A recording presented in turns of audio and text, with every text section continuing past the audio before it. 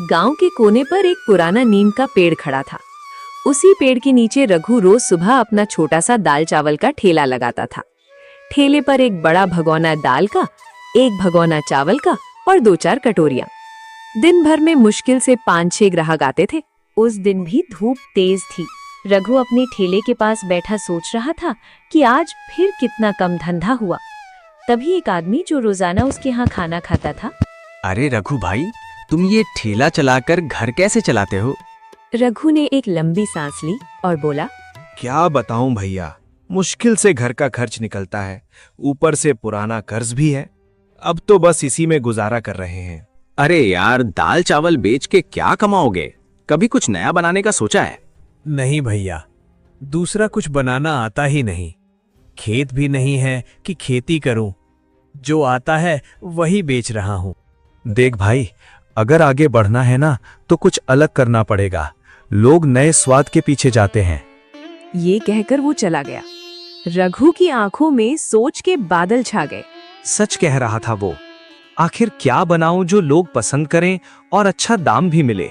उसी समय एक महिला अपने छोटे बेटे का हाथ पकड़कर आई। चल बेटा, दाल चावल खा लेते हैं। बेटा मुंह बिगाड़ते हुए बोला, नहीं माँ, मुझे दाल चावल नहीं चाहिए, मुझे बिरयानी खानी है। बेटा, यहाँ बिरयानी नहीं मिलती और वो बहुत महंगी भी होती है। चल दाल चावल खा ले। वो मना कर देता है। महिला ने मजबूरी में ठेला छोड़ दिया और बेटे को लेकर चली गई। रघु ये सब चुपचाप देख रहा था। उसके मन में एक विचार आया, बिरयानी? हाँ, लोग बिरयानी पसंद करते हैं, महंगी भी है, शायद यही बिके। शाम को जब रघु ने ठेला समेटा और घर पहुंचा तो उसका चेहरा उम्मीद से चमक रहा था। कमला, उसने अपनी पत्नी को आवाज की। क्या हुआ जी, आज बड़े खुश लग रहे हो? सोच रहा हूँ कल से ठेले पर बिरयानी बेचें। लोग पसंद भी करेंगे और मुनाफा भी अच्छा होगा। कमला चौप भी। बिरयानी, लेकिन बनाएगा कौन? मुझे तो नहीं आती। सलीम को क्यों ना पूछूं? वो होटल में काम करता है, उसे तो बिरयानी बनानी आती होगी, वो जरूर सिखा देगा। कमला हंसी। ठीक है, पूछ लेना। अगर सच में सीख गए तो हो सकता है हमारी किस्मत बदल जाए। रघु के चेहरे पर उम्मीद की किरण चमक उठी। उस रात वो देर तक बैठा तारों को देखता रहा और मन ही मन ठान चुका था, कल से जिंदगी बदलनी है, किसी भी कीमत पर। अगली सुबह रघु सूरज निकलने से पहले ही उठ गया। चेहरे पर उत्साह साफ झलक रहा था।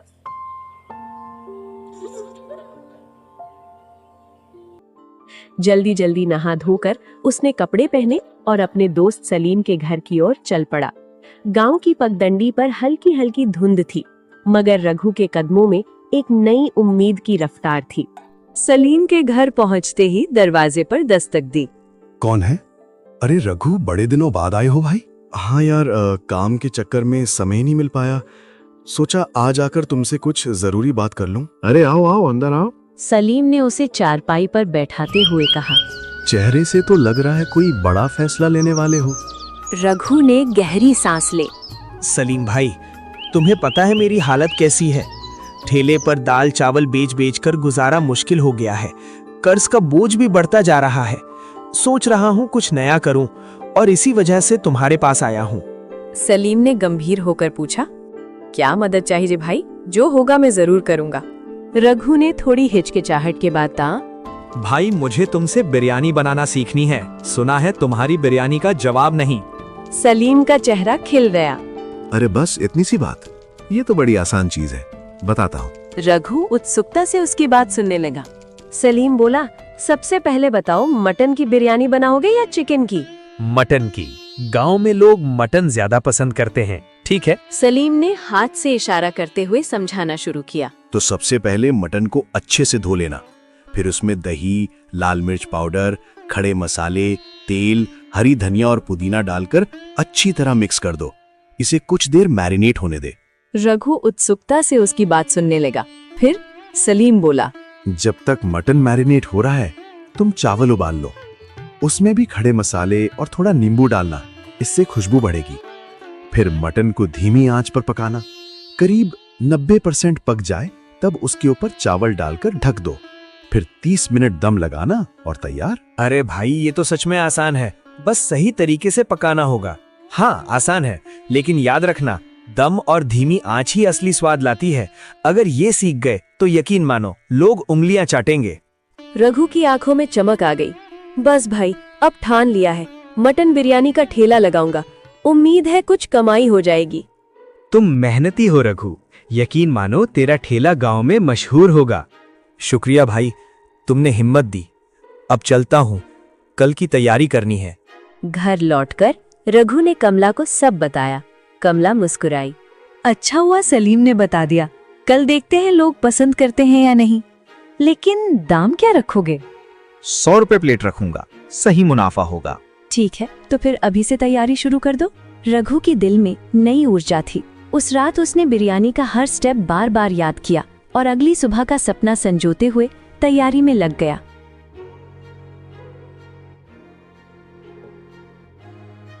सुबह होते ही रघु ने जल्दी जल्दी नहा धोकर काम शुरू कर दिया। उसके चेहरे पर अब पहले जैसी थकान नहीं, बल्कि उम्मीद की चमक थी। उसने ताज़ा मटन अच्छे से धोया और सलीम की बताई रेसिपी याद करते हुए उसमें दही, लाल मिर्च पाउडर, खड़े मसाले, पुदीना और हरा धनिया डालकर प्यार से मसालों में लपेट दिया।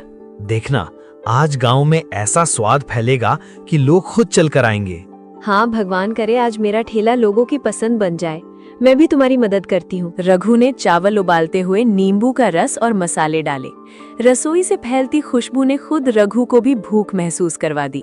बड़े बड़े हांडों में बिरयानी भरकर उसने ठेला सजाया और गांव के मुख्य चौराहे पर पहुंच गया। जैसे ही बिरयानी का पहला दम खुला, उसकी खुशबू चारों ओर फैल गई। राह चलते लोग रुककर देखने लगे। तभी कल वाली महिला और उसका छोटा बेटा वहां से गुजरे। माँ, देखो देखो, यहाँ मटन बिरयानी है। महिला चौंक गई। अरे हाँ, यहाँ बिरयानी, वो भी मटन की। चलो आज खाते हैं। दोनों ठेले के पास पहुँचे।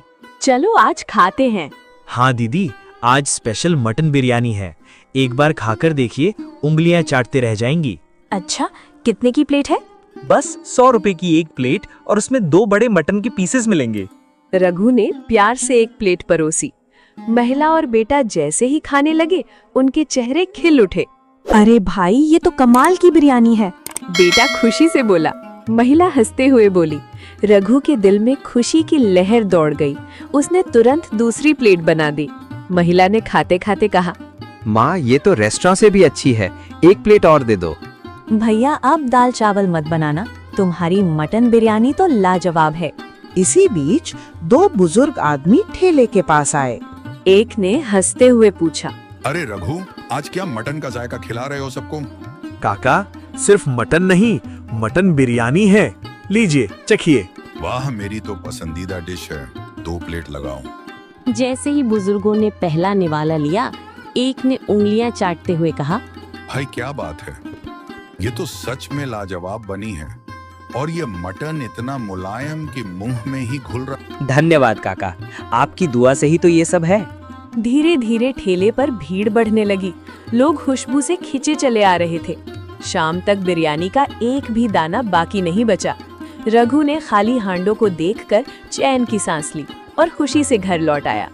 उसने दरवाजे पर कदम रखते ही आवाज दी, आज तो चमत्कार हो गया। एक दिन में उतनी कमाई हुई जितनी महीने भर में नहीं होती थी। कमला खुशी से बोली, सच वाह भगवान, अब तो हमारा सारा कर्ज उतर जाएगा। उस रात रघु और कमला के चेहरे पर संतोष की मुस्कान थी। घर में खुशबू बिरयानी की नहीं, सपनों के सच होने की थी। अगले दिन रघु ठेला लेकर उसी जगह पहुंचा। ठेले के पास पहले से ही ग्राहकों की लाइन लगी थी। तभी सलीम वहां आया और मुस्कुराकर बोला, अरे रघु, तुमने तो मुझे भी पीछे छोड़ दिया। पूरी बिरयानी की खुशबू गांव में फैल गई है। रघु हंसते हुए बोला, अरे यार, पहले खुद खा तो लो, फिर बताना कैसी है। सलीम ने सिर हिलाया। खाने की जरूरत नहीं, लोगों की तारीफें सुनकर ही पता चल गया कि तूने कमाल कर दिया है। रघु भावुक होकर बोला, भाई, ये सब तेरी वजह से हुआ है। तूने मुझे रास्ता दिखाया। तेरे इस एहसान को मैं जिंदगी भर नहीं भूलूंगा। अरे यार, दोस्तों के बीच एहसान नहीं होता, तेरी मेहनत ही तुझे यहाँ तक लाई है। धीरे धीरे रघु की बिरयानी का ठेला गांव में मशहूर हो गया।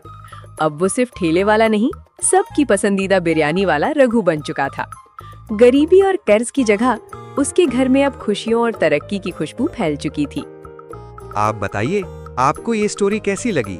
अगर ये स्टोरी आपको अच्छी लगी हो तो वीडियो को लाइक करके चैनल को सब्सक्राइब जरूर करें, ताकि ऐसे ही नए नए वीडियो हम आप तक लाते रहें।